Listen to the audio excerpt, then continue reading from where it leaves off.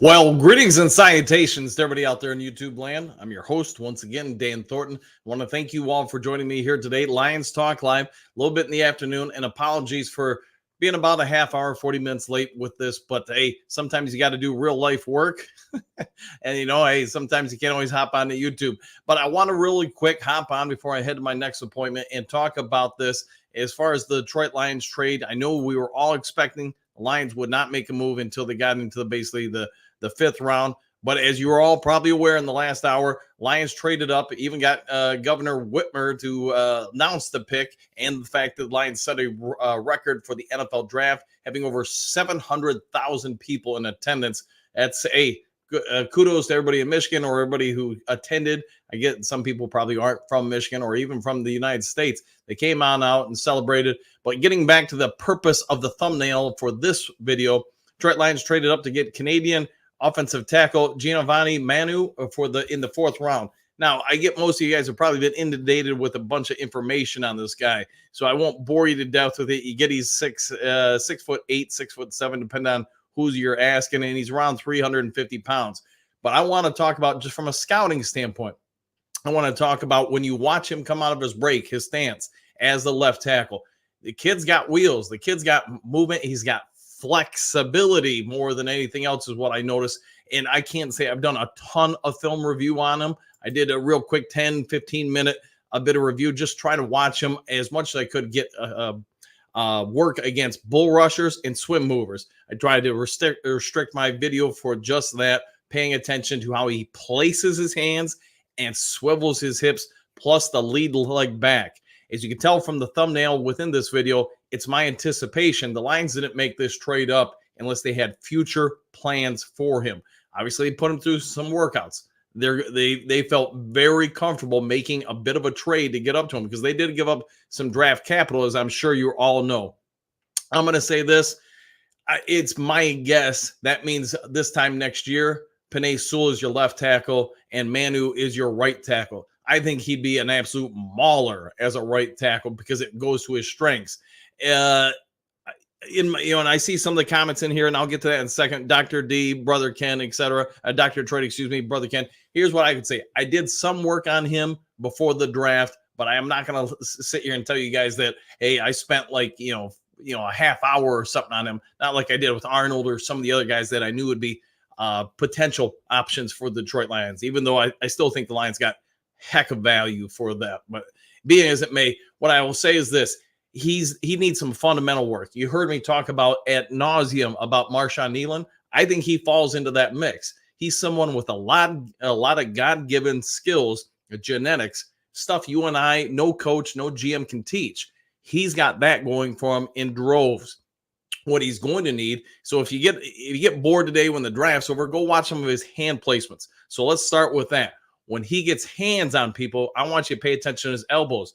They extend too much. So why does that matter? Because it means somebody who is a proficient NFL pass rusher, somebody who's probably more of a veteran, when they give that swim move, when they give that up and under to shed those hands, he's going to get roasted and off balance and fall down. But that's a correctable thing. Now I want you, I'm projecting he's going to be a right tackle in time for the Detroit Lions. But for the sake of this discussion, let's pay attention to his hips and then his lead leg. So his left leg in this scenario, since he's a left tackle, I think the left leg drop back is fine. The three-step burst that you're going to get out of most speed rushers, I think he's going to be able to handle that incredibly well. The one thing I'm going to want to see is when he moves his hips more, he's got to get less stiff with it. So he's got to be able to move his hips, his midsection a lot faster. And that's, again, teachable stuff he probably hasn't had to face a ton. Sort of like what we're talking about with Marshawn Nealon. I think a lot of the components are there. He just needs to be developed. And when it comes to Giovani Manu, I think he's going to be somebody who's developable. I couldn't do a personality deep dive because I can only find a few things of him talking. And to be fair, it's just not enough for me to be able to give any kind of sound thing. But I'm going to assume the Detroit Lions, based on every draft pick they've made, with one exception, throughout the 4 years that they've been here, this regime, they've all stuck to the same guns. They want alpha personalities that are either, for the most part, analytical or expressive personality types. So That's their baseline core. If you ask me to give you a rough draft of who they draft from a personality standpoint, those are the typical mechanics. This guy fits that. So let's real quick go to you guys, see what you have to say. But is my anticipation, like we've been talking about Lions Talk Live ever since we got news about Taylor Decker's, corrective surgery. I get Decker is a Lion through and through. Nobody wants to see him leave, but at the end of the day, you're the head coach, you're the GM. Not everybody makes it, and not everybody plays to the 40. If some of us, our playing careers end at 18 or 15 or 35 or whatever it is, and Decker may be facing that. He did that offseason surgery in my anticipation to try to get one more strong season out of that leg and ankle so he could try to obtain another contract. It's my guess also with today's drafting, the Lions, are probably paying some attention to that. Now, could it be Manu is just a backup for a few years? Absolutely. Absolutely. But I think you're not making this type of trade unless you have a plan for him. Sort of like with Broderick Martin, and I know a bunch of us jumped on him saying, man, he didn't do much as a rookie. Most rookies don't, especially when there's someone like this that comes from a lower level playing field, but has all the tools and talents. They just need more coaching. So, all right, let's see what you guys have to say real quick. All right, Michael, let's see. Greetings, salutations, coach and Duke crew, exclamation points. Holmes is cooking now, and I like it. Woo! Yeah, it's hard to teach anybody to be 350 and, 6'7", 6'8" with that kind of move. I'm sure most of you guys already know, but he ran the 40-yard dash in under 5 seconds. That's hauling by offensive lineman standards, let alone a 350-pound person. Let's see, Aox, what do you got? Go Lions, 100%, and good day to you too. Jason, Superdome or bust. I like the way you're thinking as always. Not that I ever don't like the way you're thinking, I guess. All right, Don Kong, what are we giving up for these trades? I'll let you guys refer to it because I'm really shotgunning through this. I want to say for this one, so for the Manu trade, it was a third rounder for 2025.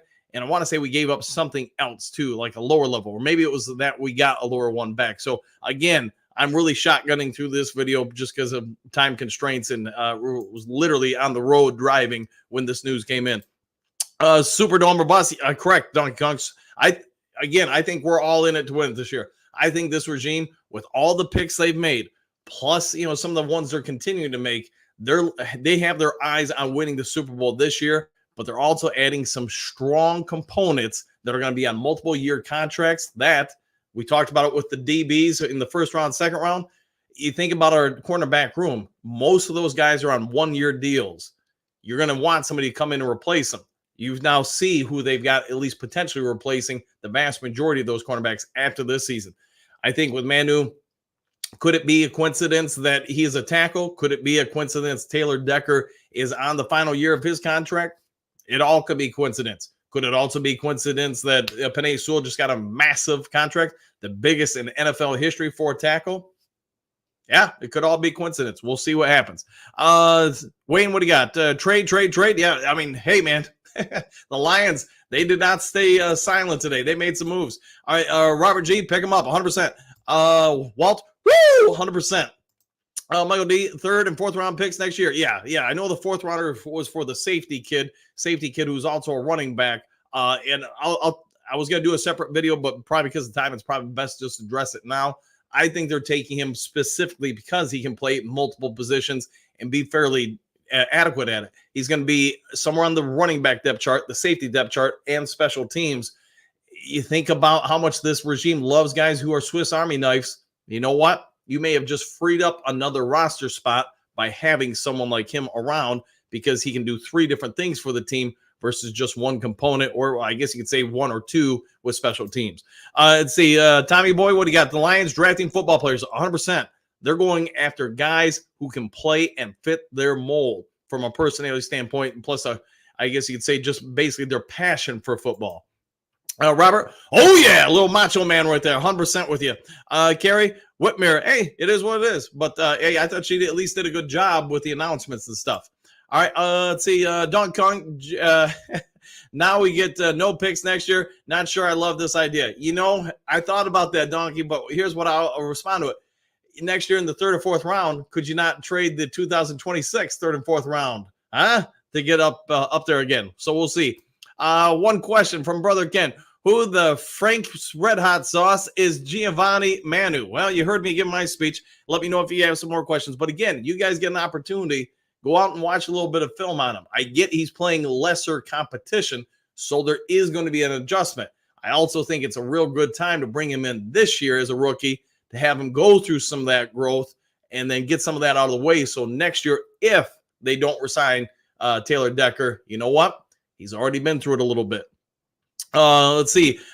Big M, what do you got? What did we give up for those trades to move up? Basically a third rounder for Manu, for the safety kid whose name I don't remember off the top of my head right now, the safety / running back, fourth rounder. And I think we swapped, was it our 201 pick for their 210. So, we moved down basically 9 spots with that one, but nothing huge, I thought. That tackle was huge. Yeah. Woo! Yeah, 100%. Check him out. Go check his tape and stuff. Again, he's got the stuff you and I, nobody can teach. Now, can you coach him up? Can you teach him up? If you can do that, especially to me, the number one thing would be the extension of the hands. When he gets out there, you got to fix that quick or he's going to get lit up like a Christmas tree real quick on any kind of passing downs. So assuming you can fix that, I would say in a season for sure, fix that. Now you do a little bit more with, like I said, the hips and the midsection of his body when he turns to keep people in front, to keep leverage responsibilities. That's where I think he'll do a good job.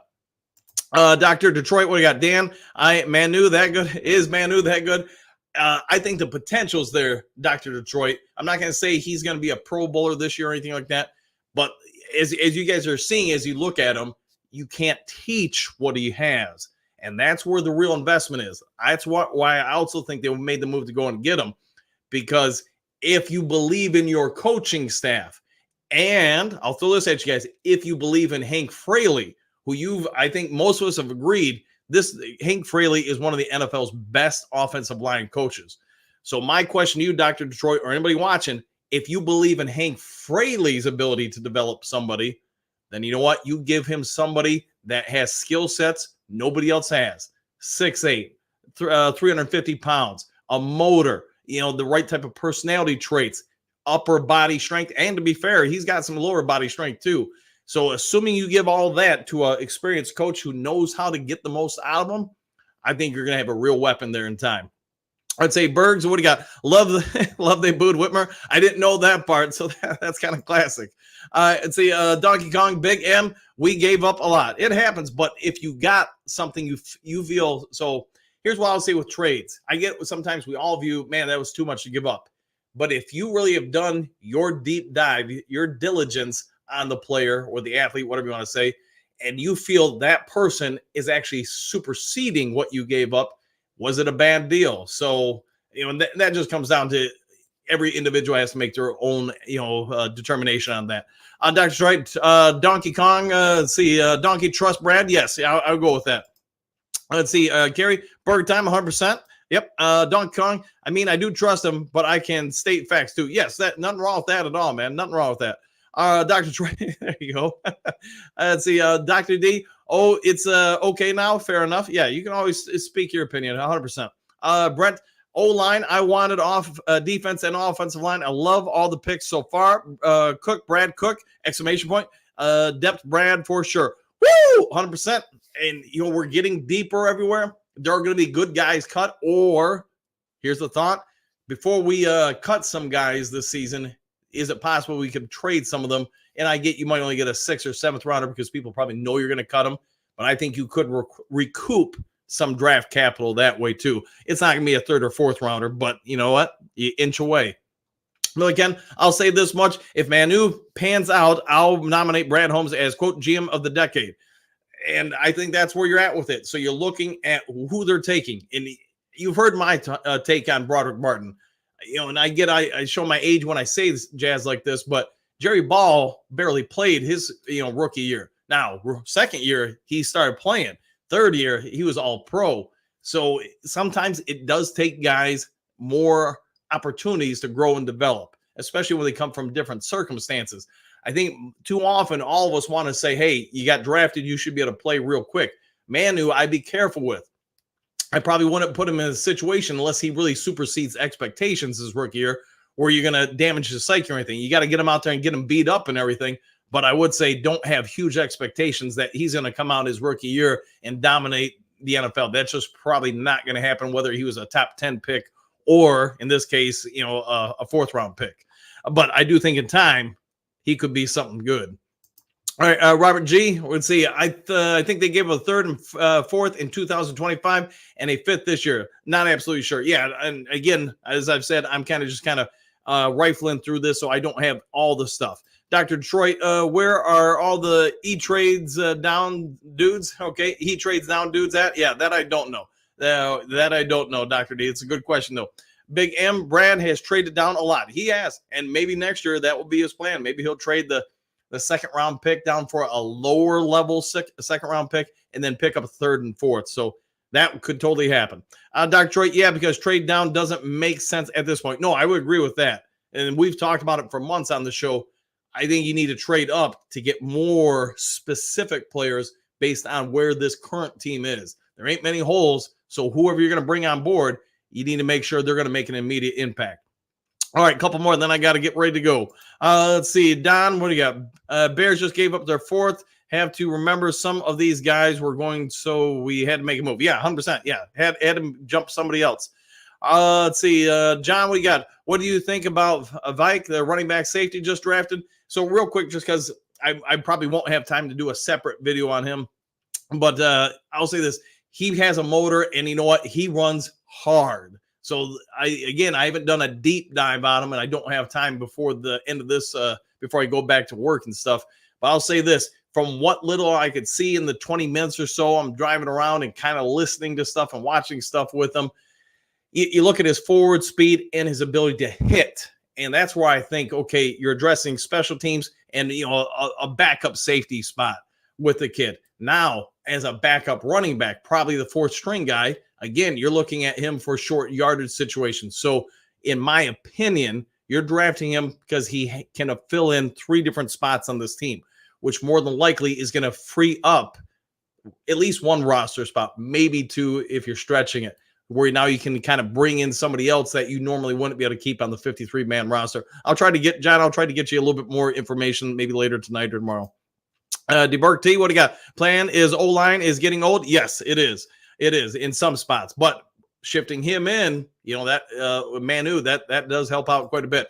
Don, I find with each pick we study YouTube highlights. They studied the players. Yeah, 100%. Yeah, they study the players a ton. That's their job, right? Southwest line, what do you got? Brad is smart, thinking ahead in case Ragnow or Decker are on the team after this season. I agree with that. Yeah, they're thinking forward. Here's Johnny. Love this draft 100% so far. I've got no question marks.